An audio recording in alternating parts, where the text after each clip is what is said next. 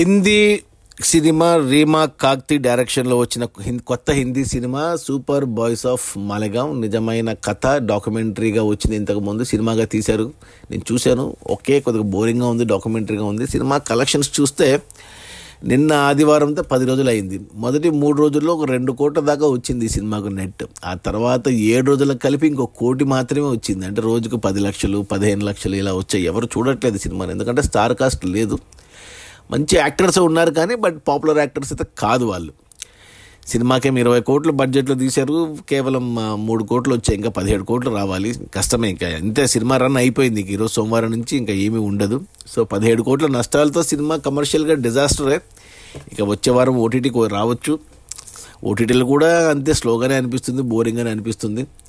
So చూడాలనుకుంటే అక్కడ చూసేయచ్చు. Cinema అయితే కమర్షియల్గా డిజాస్టర్. అది మన రీమా కాక్తి డైరెక్షన్లో వచ్చిన కొత్త Hindi cinema super boys of Malegaon. నిజంగా జరిగిన కథ. రిలీజ్ అయిన మొదటి 10 రోజుల్లో కేవలం 3 కోట్ల నెట్. సినిమా బడ్జెట్ 20 కోట్లు, అంటే 17 కోట్ల నష్టాలతో సినిమా డబుల్ డిజాస్టర్. Okay, bye.